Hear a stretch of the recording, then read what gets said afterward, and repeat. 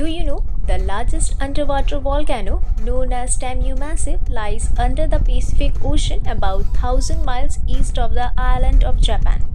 It's covered an area of about 120,000 square miles. Tamu Massif is a giant shell volcano. It grew slowly over many years by releasing flowing lava in a type of eruption known as an effusive eruption.